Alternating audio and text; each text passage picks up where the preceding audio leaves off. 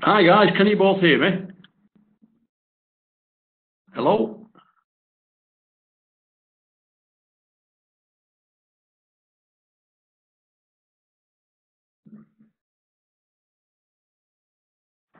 Maliha? Yeah.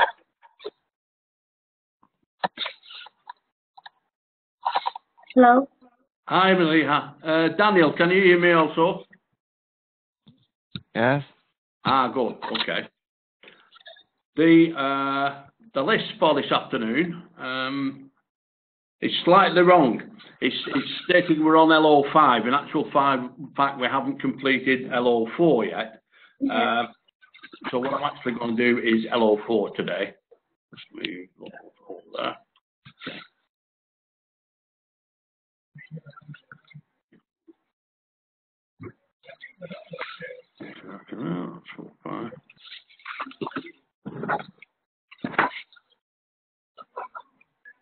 That's fine.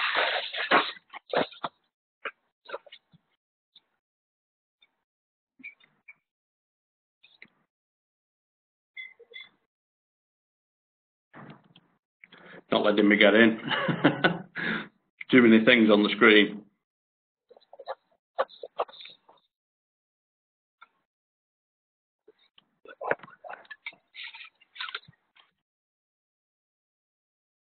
Here we are. 3.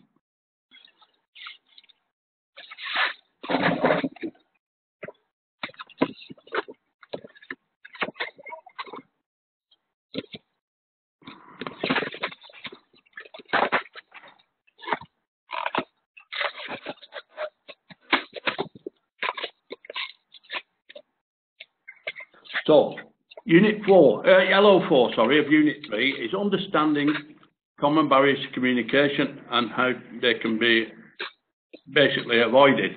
Yeah. Communication barriers, how communication barriers caused by the receiver can be overcome. It also covers some of the legal requirements within there at that point as well. Yeah. Yep. Oops. Back from there.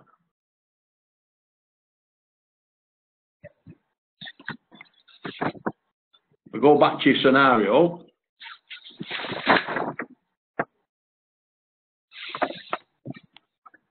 Task 2 of 3 is to issue a second newsletter which should focus on the forms of communication you should include. An article discussing the forms of communication. You should provide examples of different communication mediums for different situations within an organisation. An article on face-to-face communication, focusing on how to communicate effectively and discussing the role of both physical appearance and body language. An article focusing on written communications, differentiating between formal report, letters to clients, and informal emails, newsletters, with tips of how to make them even more effective. So your delivery and submission is a newsletter, either in printed or email version.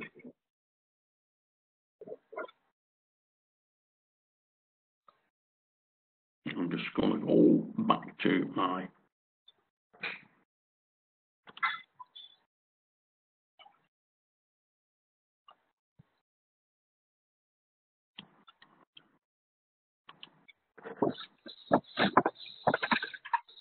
So this is looking at introduction to constraints in relation to the use of business information within organisations. So there are many legal issues which can occur when it comes to discussing the effective use of information. In order for information to be used in the correct manner, laws have been put in place to protect others. When people sent letters by post, the post was supposed to be secure.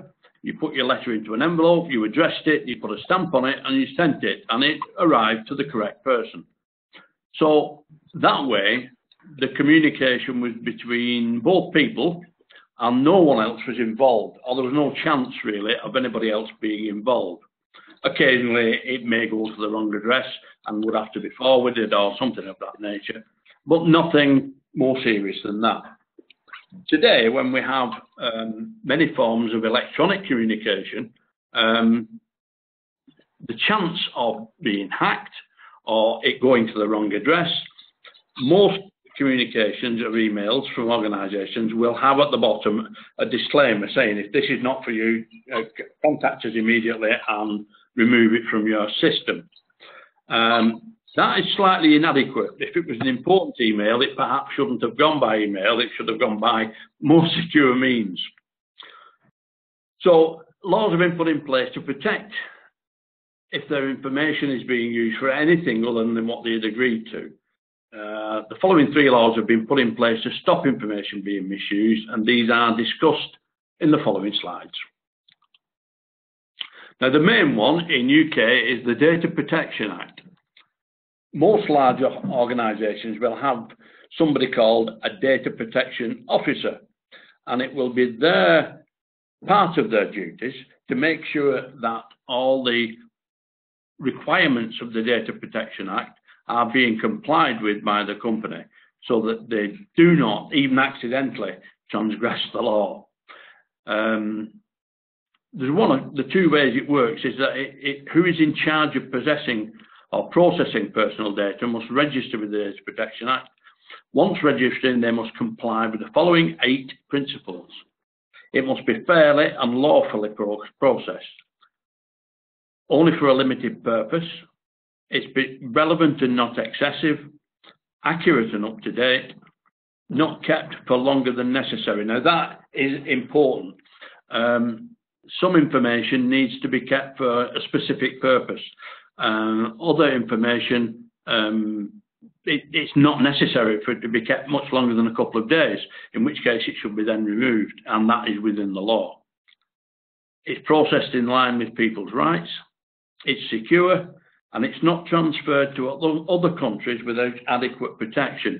Now that last bit's been put in more recently, because obviously with international business and large global companies, information is transmitted from country to country. As an example is our college. Most of the students that are registered are from other countries, and their personal information is provided to us, information regarding dates of birth, personal address, telephone numbers, all that information is transferred to us and has to be for registration purposes.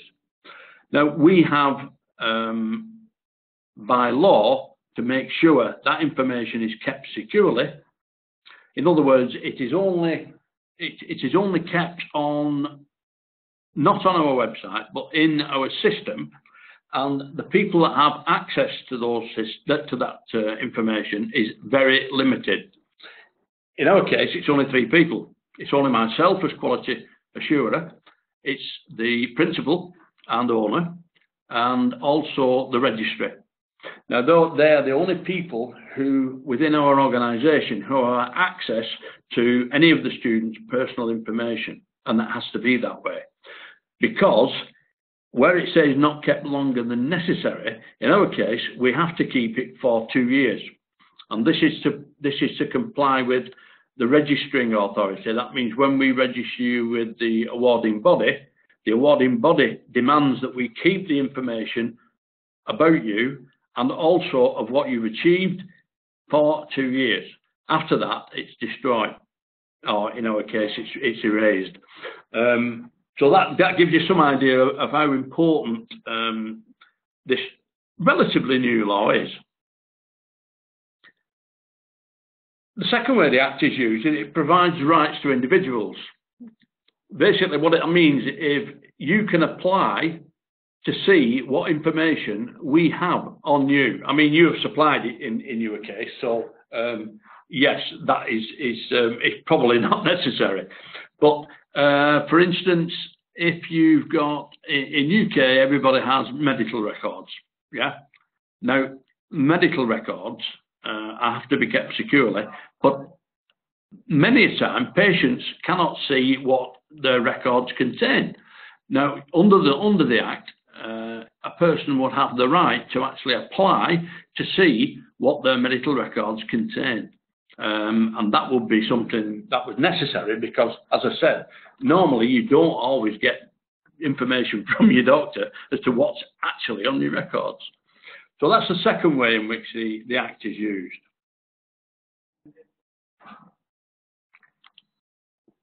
Oh, lots of writing on this. Yeah, the Freedom of Information Act, basically telling you what that's about now. It's called the Freedom of Information Act. The Freedom of Information Act pays more attention to access of official information. And that's the one I've just mentioned, the NHS, colleges and schools. The Freedom of Information Act 2000 gives people who have been asked for the information 20 days to provide it. Information can be exempted if it does not comply with the Act. This is usually the case when, excuse me. This is usually the case when information may prejudice national security or damage any commercial interest. But again, if not, it must be supplied if it's been applied for within 20 days. We have an Information Commissioner's Office, and this is a government set-up organisation. Basically, its mission is to uphold the information rights. It's in the public interest. It promotes openness by public bodies and data privacy for individuals. Do either of you have any type of laws in your countries with regard to data protection? Daniel?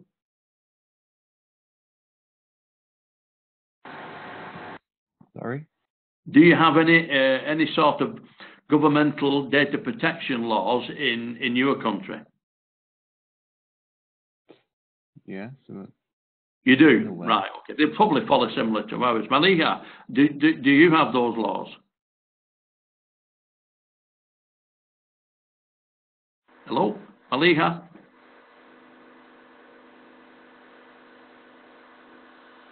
Maliha? Can you hear me?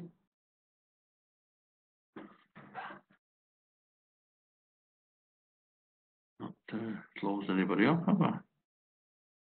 No? You're open.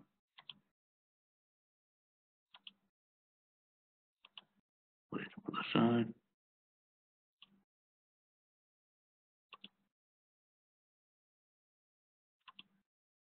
No, everybody's on.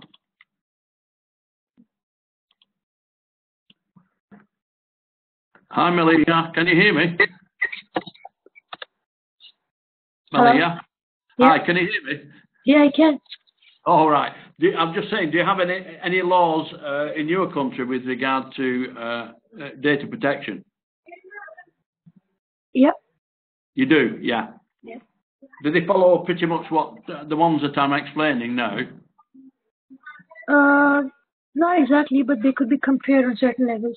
Yeah, a lot of the governments are actually working on this, across the globe really, because it has become security has become a serious issue. Security of information, I should say, has become quite a serious issue with the amount of people that, for their own interest, are hacking information for their own interests. So yeah, it is an international issue. Yeah. Oops.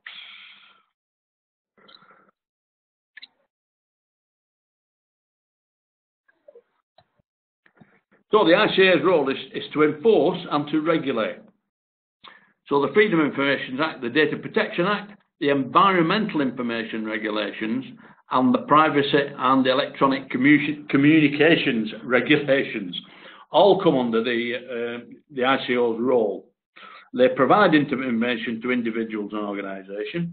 They adjudicate if there are any complaints, and their job is to promote good practice.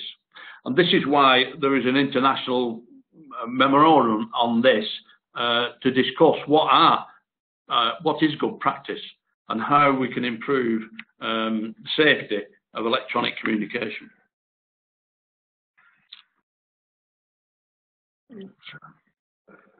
The Freedom of Information Act is really a general right of access to information held by public authorities.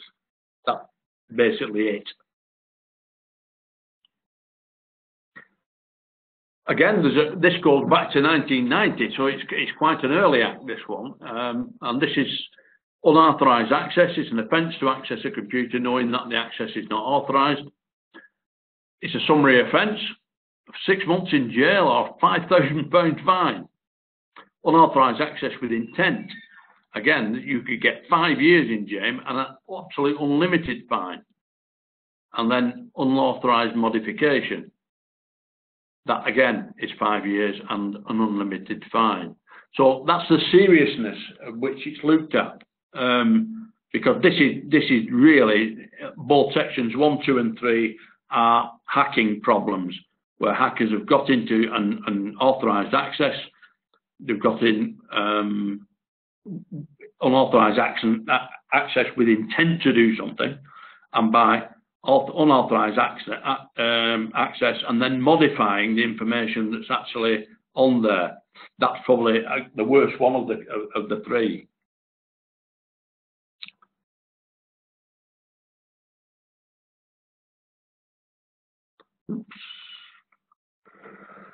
So the implications of computer misuse is data stored on computers is not protected by the laws of property.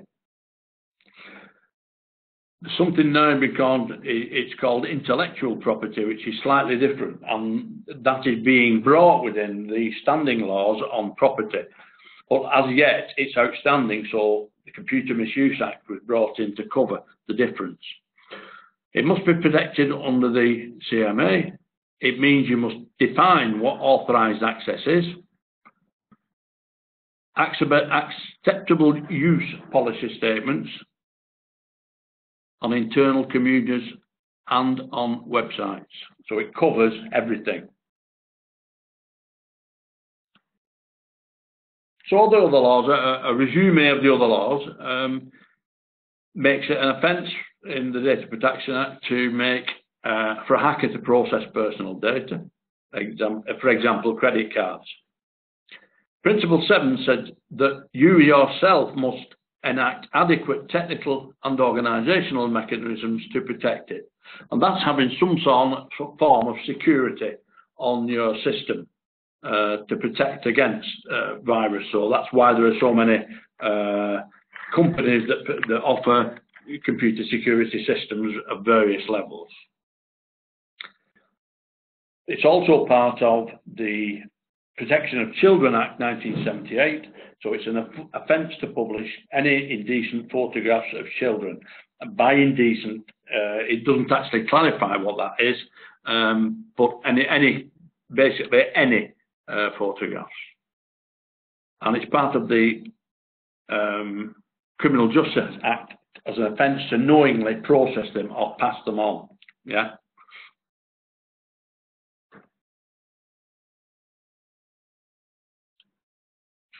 The Theft Act. It's an offence to demand money with threats, denial of service plus extortion.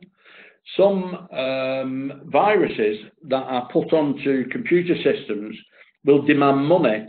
It'll cut the system off for you so you can't access it, and then demand money to have it to be put back on.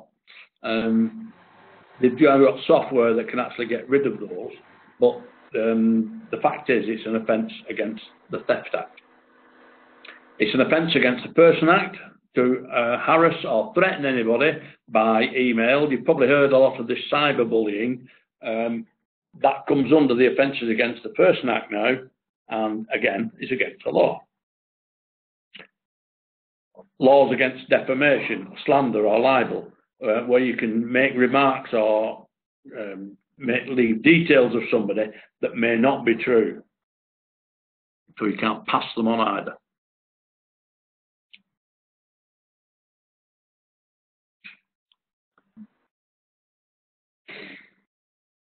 This is just actually a resume of what we've said. It's unauthorised access to any computer, unauthorised access with intent to commit a crime, and unauthorised modification of computer content, which includes impairing a computer physically and the programs of the computer itself.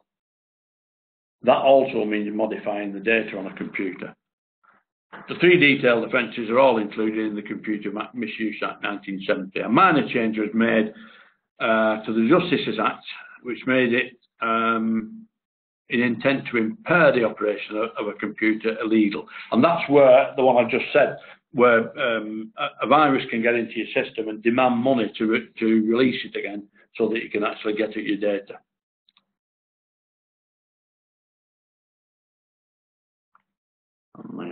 Oops.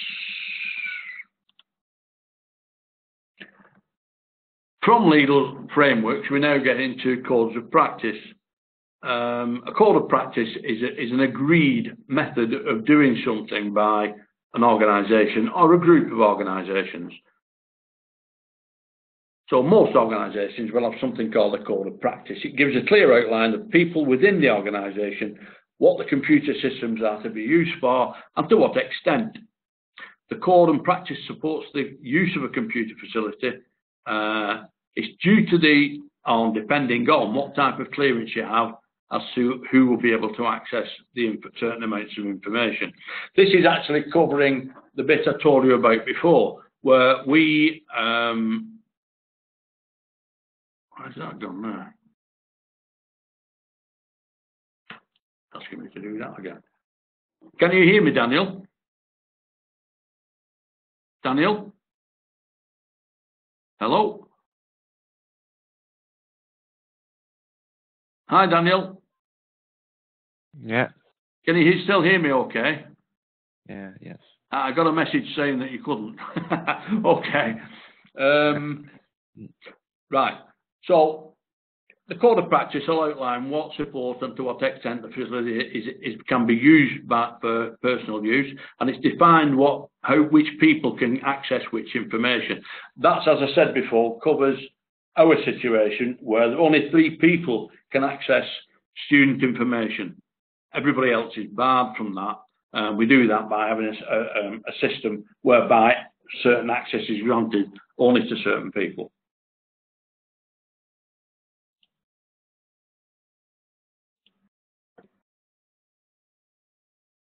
Again, it can be a few ethical issues, including use of email, internet browsing, and whistleblowing is being discussed on the next 3 pages. Do you both know what whistleblowing means?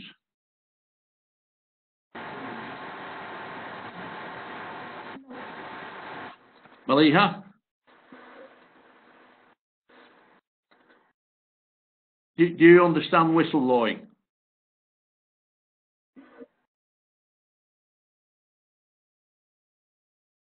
Hello? Can you hear me? Daniel? Yes. Do you understand whistleblowing? Pardon?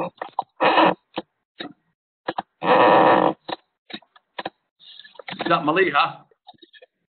Hello? Hi, do you understand whistleblowing? Yeah, it's kind of related to employees' conduct. I mean, it's like when they do something out of the conduct or maybe involved in some kind of illegal or unlawful acts, they're kind of warned or, hello? Yeah, it's partly that, yes.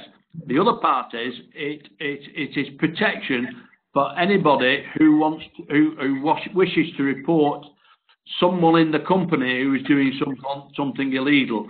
They are protected. They can't be taken action against if they are reporting misuse of company policy or equipment. That's as well as what you just said. Okay. Yeah.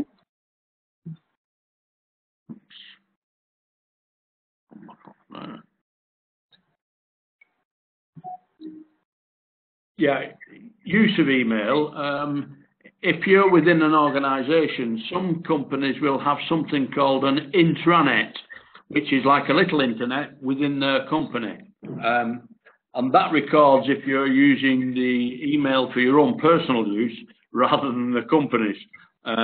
Some companies have quite strict rules on this, and if you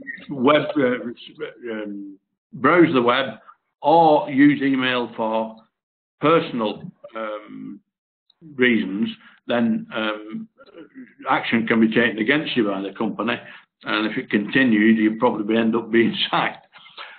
But most of the organisations will have some sort of system that is monitored. So anybody who's seen to be not complying with the code of practice will be dealt with by the organisation. So that's how it works, really.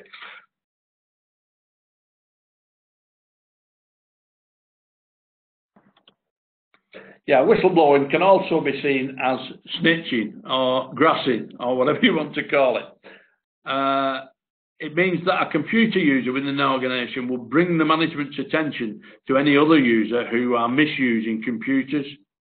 IT administrators in the organisation are protected by the code of practice as they run the servers and are usually the first ones to detect any form of misuse of the computer system.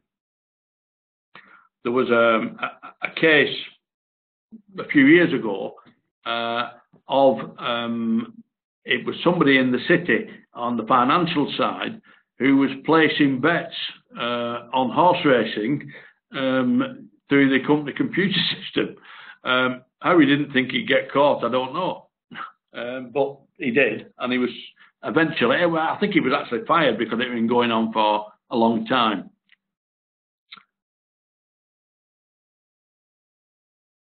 Within any organisation, users who use facilities expect the information to be secure.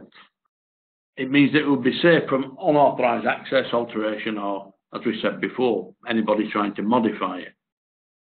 The management is responsible for who is able to access information and who is not. And they must reside. Small organisations may allow their users to look at the information, but have a specified list as who is able to update or manage the system, manage the information on the system.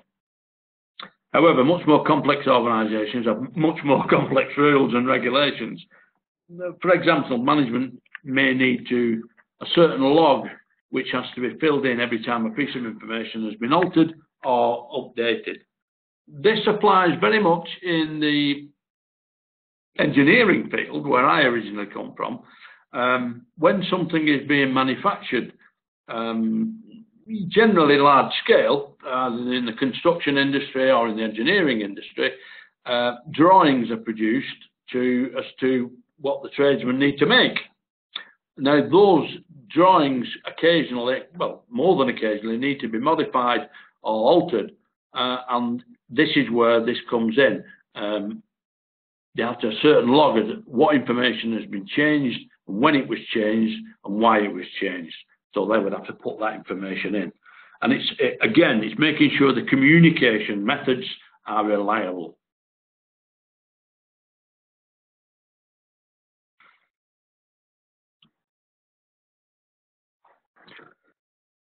Within any system, regular backups are always essential when dealing with systems which hold massive amount of data, in which case that are vital to the organisation. It's always good to have backups in case of system failure due to an electronic or a physical fault. The days actually now have gone where you can lose vast amounts of data unless it's been hacked. Within most systems now, the servers have backups on them automatically, so individually, most people don't need to. Although even something as simple as word processing in Word, I've found that it's handy to use the backup button or the on the here. Whoops, where are we? Save, the save button. Yeah. Every so often, when I'm writing a long piece, this makes sure that I don't lose any of the information that I've previously done on the first couple of pages, because at my age, I can soon easily press the wrong button and then I've lost something that I've probably done half an hour's work. So I regularly check up that I've got everything backed up. Our IT departments are required to practice backups and restorations to enable sure that it all works correctly.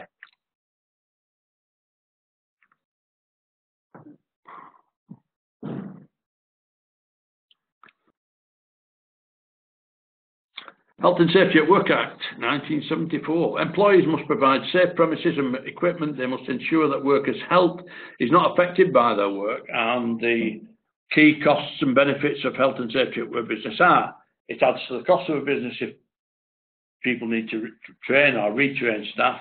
Money spent on maintaining standards set out. However, it may reduce the cost in the long term because of a reduction in staff absences. Good health and safety record is a good way of encouraging the recruitment of good workers. One of the reasons that was put in, there is an act with regard to the use of computer screen equipment. And it states that someone that is persistently behind a computer, whatever they're doing, if they're word processing, whatever they're doing on the computer, they need to take 10 minutes away from the screen every hour. Because sitting in one position and actually your eyes on the screen all that time can have a detrimental effect on a worker's health. And therefore, these rules were brought in to combat that, to make sure that people didn't get sick or ill, as has happened in the past in many industries. I myself worked as a mechanical engineer for many years, and I worked in power stations where noise was really bad. Everywhere you go these days, ear protectors are provided. But unfortunately, before those laws came in, I'd been working something like 15 years, and consequently, my hearing is very much substandard.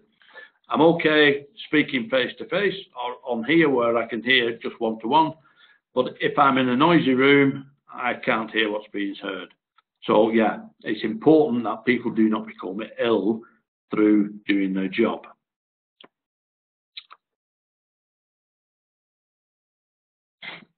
Nearly all organisations have organisational policies which has to be followed by the people who work for them.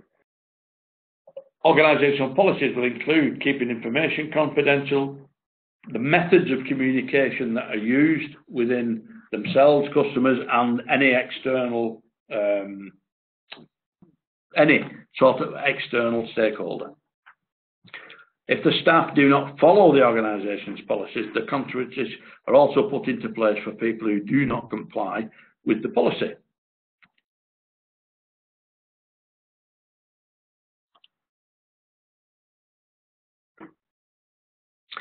If you increase the sophistication of any communication system, it is most likely to have a great effect on the employees. This is due to the more sophisticated and newer systems having a much more complex software, which helps the efficiency of the organisation. However, employees are likely to be unfamiliar with it. This now means that current employees do need additional training in order for them to be able to work with a new system. The college has just brought in a new system that we're all trying to learn together now. But fortunately, this system has some little seminars you can do, and then you do a sort of test or exam at the end of it. And once you've been past that, you get a little certificate to say that you're now clear on that part of the new system, which I thought was quite useful. Because the problem is, if you don't use parts of a new system very often, even though you've learned it at one point, then you may need to be updated on a regular basis if you don't use it that often, because quite often you've forgotten exactly what you needed to do.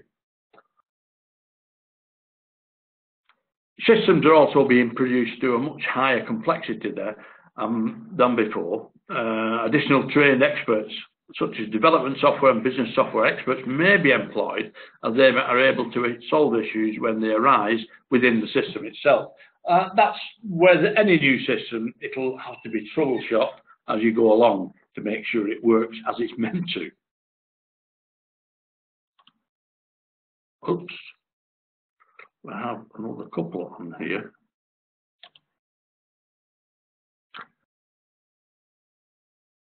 There is a body or governing organisation which is tasked with developing the laws and legislation that came in relation to employer-employee relations and the rights of employees and employees in the workplace. Most of those cover a wide range of things, from pay to holidays to time off in lieu, a whole range of things. People who work from home, part-time workers. There are a whole range of things being looked at the moment that are in place. One of the ones were 0 hours policies, where they don't actually guarantee you any hours. You just take what you can get when you can get, and that process it looks like it's going to be outlawed. Yeah.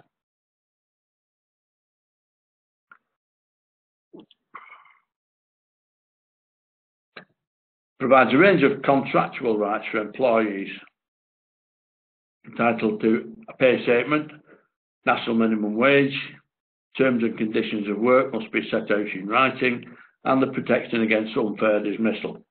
Those are the 5 major things that are in any sort of contract of employment.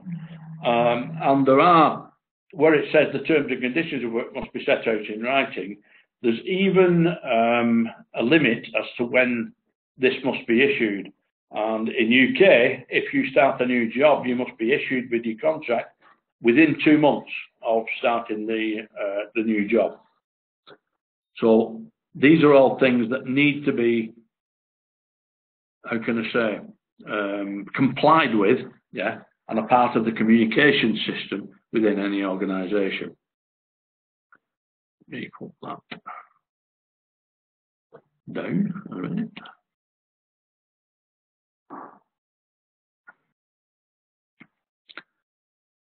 So,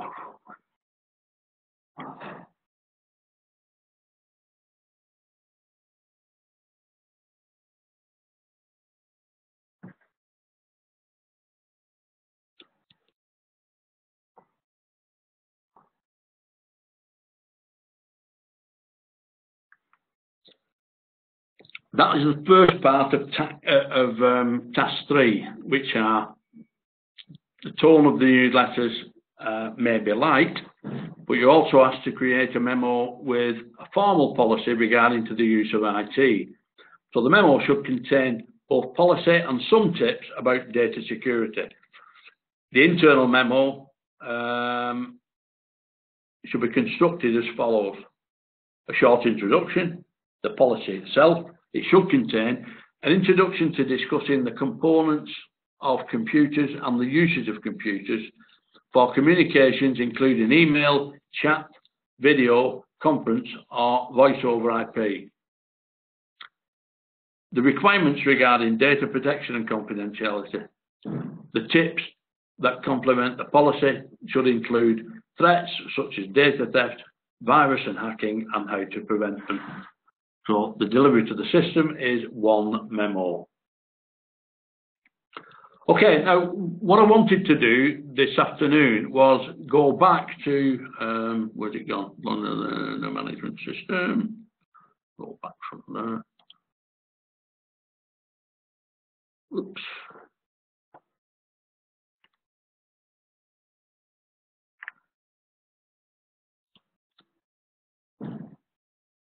Issues and constraints.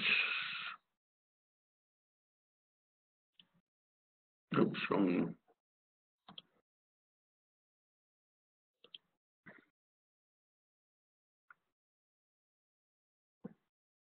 Wrong one. Gone back. Just a second.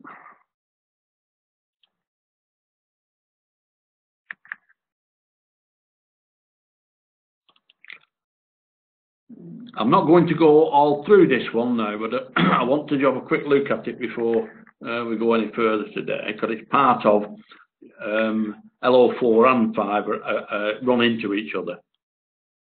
And there's some of 2.1 in there as well.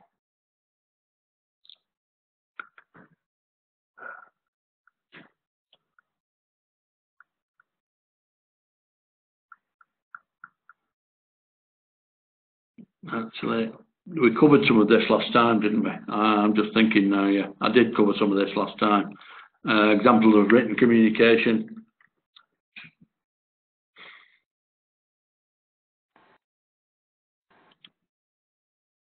Visual communication. Just recapping it quickly for you now. written communications,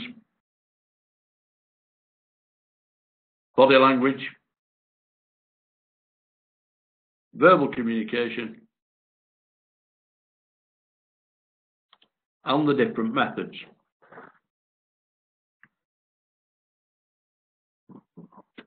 Pull that off.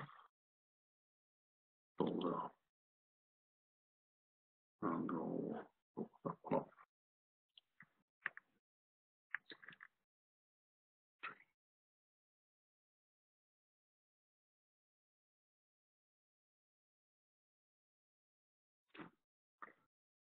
So, have either of you made a start on task 1 yet?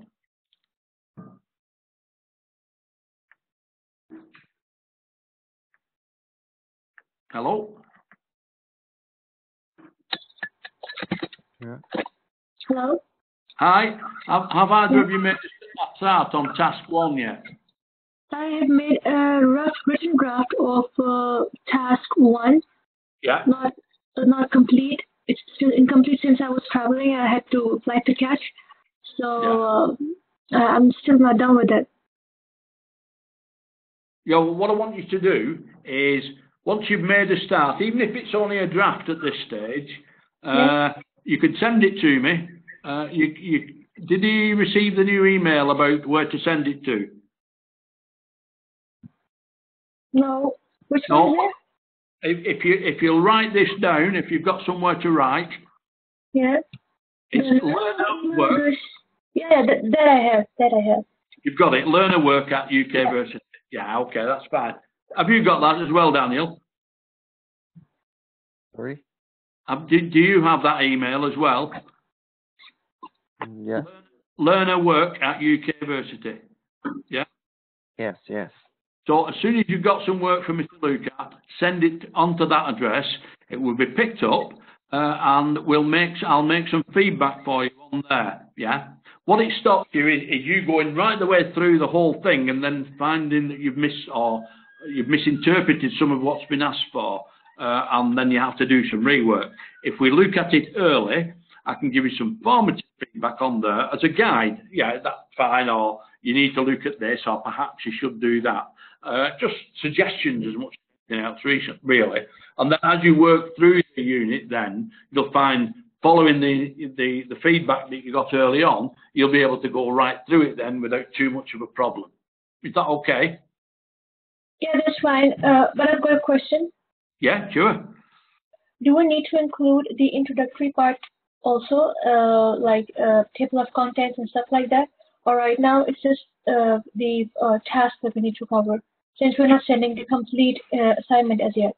No, you don't need to fill all that in yet. Just send the work in a Word document. If you send it in a Word document, I can use the review cap on there and put the reviews right at the point where I need to speak to you. Yeah? Is that okay? Okay. Yeah. Just send it as a document, and then I'll be able to say review it and send you back with some comments on the review. That way, I say you don't need to put your table of contents and all the other information in at this stage. Mm-hmm. Is that okay? Yeah, that's fine. Are you okay with that, Daniel? Yes. Okay, fine. So, say, as soon as you've got some work, send it in, let's have a look, and we'll send you some feedback. Is there anything, have you got any further questions on this afternoon's session? Anything you were unsure about, or? What I am concerned about is the assessment criteria 4.1, 4.2. In today's lecture, we basically focus on some acts, right? Well, not really. You need to just use that information. As I say, it's part of task 3. Because they're mixed, like task 1 looks at 1.1, 1.2, 1.4. It also looks 4.1 and 4.2. Task 3 has 2.1, 5.1, 5.2 and 5.3. And task 2 is 1.2, 2.2 and 3.1. They don't follow the learning objectives actually. But if you do the work that is being asked for in your instructions here, you will have covered those ACs on the different learning objectives, yeah? So don't worry about the detail in here. Don't worry about this too much. If you do what's asked for here, you will have covered it, yeah. Okay, one more thing. As you said that the work has to be in the Word document format, so could we just attach the PowerPoint slides or PowerPoint presentations? As you know, the briefs normally they demand delivery and submission in a specific format. For example, it says we need to submit the work in newsletter form. So the newsletter form, you know, it needs different columns, and it needs pictures and headlines and, you know, headings. Yeah, you can actually formulate those actually into your Word document, or you can put them on as attachments. That's fine. All right. Okay. Yeah. Some students prefer to put them in on the Word document and sort of copy them into it. Others put them as appendices or as separate attachments. But either way, where it refers to it, then I can pick it up from there. And then when you put your document together in total, what I generally advise is that each unit that you do, if you've got appendices to add them at the end of the unit, not at the end of the whole qualification, because then you've got all the appendices at the end, and they can get confused, even if they're numbered. Yeah, they can get confused. So I always advise, don't insist, I advise that you put them, any appendices that you put together, you can put them at the end of the unit. Yeah. Yeah. And one more thing. Can I have a question? Yeah, yeah. Yeah. Since we, you know, I might be attaching appendices in my Word document. So since you know that, you know, the format, the criteria in which we need to put in the words in Word document, it is in font Arial. You know, with with the required line spaces and relevant stuff. So do we still need to follow the same pattern while we are attaching an extra file, or we are good on using different sizes of fonts and line spaces? I'm not quite sure what you mean there. Alex, hang on, I'll just explain. Let me put this down for a minute, and I will pick up. I'm sorry, could you come again? I'm just going to let you have a look at something. I'm just trying to see if I can find one. Okay. I've got one on here somewhere that will explain how it works. I'm afraid. Issues.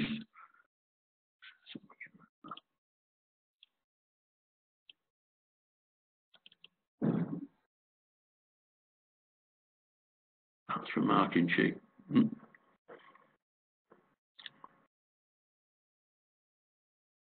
That's not what I wanted either. Oops.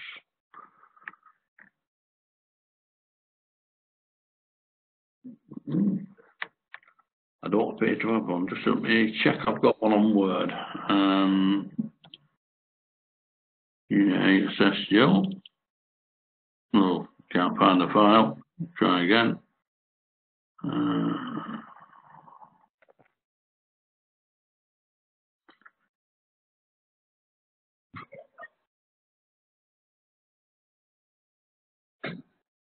No, it's not letting me open them from my laptop. I've got them on the other computer, and it's not letting me open them without the.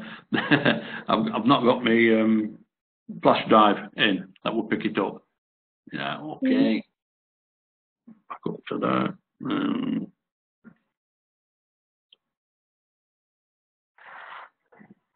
Oops, wrong one.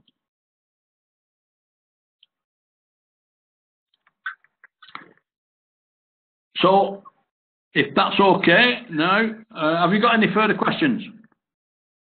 No, but I prefer if you just send me a sample or some kind of specimen paper so that I could actually work according to the criteria. Because it's my first time that I'm doing level 4. I mean, I haven't done level 3, so it's like going to be my first or second assignment as per now. Well, no, don't worry about that. I've not actually, well, I might have. What I'll do, I'll have a look, see if I've got some examples that I can send to you. It's actually, I'm not sure it's a level 3 or a level 4. But basically, on here, oops. It isn't on this. There are some, or there is a document somewhere with the sort of content you should have in. Would that be sufficient? Mm-hmm. Yeah. It will give you a guide as to what sort of content you should have in. Yeah. Where can I find that? I'll send that to you. Okay. Okay. I'll do that. So, if there's any further questions, I will close this afternoon's session and I will see you next time. Is that okay? Oh, yeah. Before I go, in the meantime, if you have any further questions, just email. You can email me direct on the phil@ukversity.co.uk. Got it. Yeah, if you email me direct on that, I'll be able to answer your questions straight off by email. Okay, that as well. I needed to mention that. Okay. Well, the thing is, put some work together and let me have a look, and then we can go from there. And in the meantime, I'll send you some examples of what should be in. Is that fine? Yeah, thank you. Okay. Are you okay with that, Daniel? Yeah. Okay, fine. We'll do that then. And I'll speak to you next time. Thank you for attending, and I will close the meeting now. Bye. Thank you. Bye-bye. Thank you.